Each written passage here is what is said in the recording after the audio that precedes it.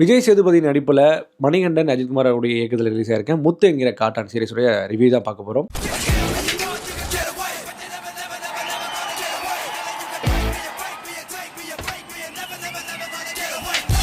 வணக்கம் மக்களே, welcome to FDFS with மோகி. முத்து என்கிற காட்டான் இந்த சீரிஸ் ஆனது நான் 3 நாள் முன்னாடி 3 எபிசோட்ஸை பார்த்துட்டேன். நேற்று நைட்டு ஃபுல்லாக உட்காந்து முடிக்கும்போது ஒரு 4 மணி ஆயிடுச்சு.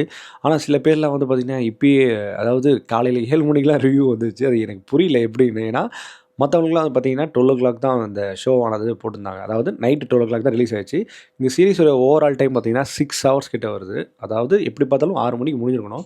ஆனால் 7 மணிக்கெலாம் ரிவ்யூ வருது. எப்படி பார்த்தாங்களா இல்லை ஓட்டி பார்த்தாங்களான்றது எனக்கு கிளியராக தெரில. சரி, எனிவே ஸோ இந்த சீரிஸ் எப்படி இருக்குது, எந்தளவுக்கு ஒர்க் அவுட் ஆயிருக்கு அப்படின்னு நான் டீட்டெயிலாக சொல்ல விரும்புகிறேன். ஸோ போகிறதுக்கு முன்னாடி சேனலை மறக்காமல் ஃபாலோ பண்ணிக்கோங்க. அண்ட் வீடியோ பிடிச்சா லைக் பண்ணுங்கள், கமெண்ட் பண்ணுங்கள், சப்ஸ்கிரைபும் பண்ணுங்கள், சப்போர்ட் பண்ணுங்கள். வாங்க நம்ம ரிவ்யூக்கு போகலாம். முத்து என்கிற காட்டான் இந்த சீரிஸோடைய கதை சுருக்கம் என்ன அப்படின்னு பார்த்தீங்கன்னா, விஜய் சேதுபதியோட தலை மட்டும் கிடைக்குது ஒரு இடத்துல. அது ஏன் அப்படின்னு பார்த்தீங்கன்னா, அந்த ஊருக்குள்ளே ஒரு சின்ன கிராமம். அந்த சின்ன கிராமத்தில் வந்து பார்த்தீங்கன்னா போலீஸ் ஸ்டேஷன் வந்து காலி பண்ணுற நிலைமை இருக்குது. ஏன்னா எந்த ஒரு கேஸும் வரையில. அப்போ தான் விஜய் சேதுபதி தலை வந்து கேஸாக வந்து அமையுது. ஸோ அவங்களோட ஏரியாக்குள்ளே இருக்கிறனால அந்த கேஸ் எடுத்து இன்வெஸ்டிகேட் பண்ண ஆரம்பிக்கிறாங்க முத்துக்குமார், கோடாங்கி, சிங்கம்புலி அவர்கள். ஸோ அவங்களுக்கு வந்து ஒவ்வொரு விஷயங்களில் ஒவ்வொரு க்ளூவாக கிடைக்குது. அதனால் ஒவ்வொரு ஊருக்கு போக வேண்டிய நிலைமை வருது. விஜய் சேதுபதி யார், அவரோட பின்னணி என்ன, இவர் நல்லவரா கெட்டவரா அப்படின்ற கதையை நோக்கி தான் இந்த சீரிஸ் ஆனது நவருது. ஓகே, இந்த சீரிஸுடைய பாசிட்டிவ் நெகட்டிவ் பற்றி பேசுவோம். இந்த சீரியோட பாசிட்டிவ்னா கண்டிப்பாக காஸ்டிங் டிபார்ட்மெண்ட் ரொம்ப பிரில்லியண்டாக பண்ணியிருக்காங்க. ஏன்னா காஸ்டிங் டிபார்ட்மெண்ட் இது ஒரு இந்த சீரியஸுக்கு மொத்த சப்போர்ட்டிங்கான ஒரு விஷயமாக மாறுது. ஒவ்வொருத்தவங்களும் ரொம்ப தத்ரூபமாக நடிச்சிருக்காங்க. ரொம்ப இயல்பாக இருக்காங்க. அந்த கேரக்டருக்கு ரொம்ப ஆப்டாக வராங்க. அது மட்டும் இல்லாமல் அந்த கதைக்களம், வாழ்வியல் எல்லாமே ரொம்ப பர்ஃபெக்டாக இருந்தது.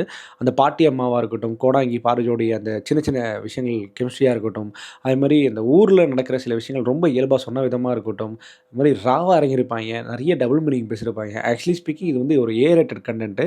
நிறைய கெட்ட வார்த்தைகள் இருக்கும், நிறைய டபுள் மீனிங்கள் இருக்கும், அடல்ட் சீன்ஸும் இருக்கும். ஸோ அதெல்லாம் மைண்டில் வச்சுட்டு பாருங்கள். நிறைய, அதாவது ஒரு அம்மா வந்து ஆட்டோட எலும்பை கடிச்சு துப்புற மாதிரி காட்டுறோம். ஒரு அம்மாவுக்கு விரல் இல்லாமல் இருக்கும்.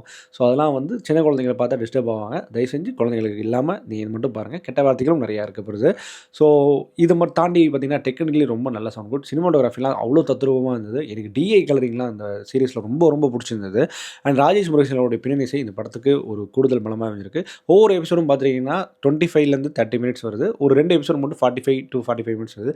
ஃபஸ்ட்டு 3 எபிசோடு ரொம்ப கிரிப்பிங்காகவே உட்கார வச்சிடுறாங்க. அடுத்து என்னன்ற மாதிரி ஃபஸ்ட்டு 3 எபிசோட் வந்து சூப்பராகவே கொண்டு போயிருந்தாங்க.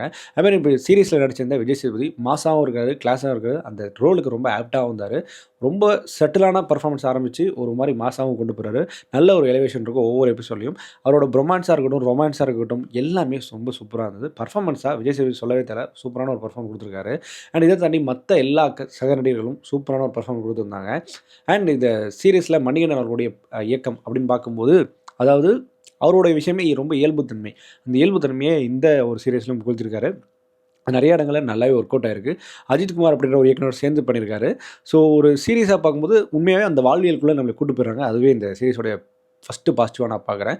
ஒவ்வொரு எபிசோட்லையும் ஒவ்வொரு விஷயங்கள் வந்துகிட்டே இருக்கிறதும் ரொம்ப நல்ல சுவாரஸ்யமாக கொண்டு போயிருந்தாங்க அப்படின்னு தான் சொல்லி ஆகணும். சரி, இந்த சீரிஸில் பெட்டர்மெண்ட்டாக வர வேண்டியது என்ன அப்படின்னு கேட்டிங்கன்னா, ஃபஸ்ட்டு 3 எபிசோடு உட்கார வைக்கிற அந்த ஒரு விதம், 4th and 5th எபிசோடுக்கு அப்புறம் பார்த்தீங்கன்னா கொஞ்சம் வந்து டைம் எடுத்துக்கிறாங்களோ அப்படின்ற மாதிரி. கதை வந்து ஒரே இடத்துல சுற்றிக்கிட்டு இருக்குது.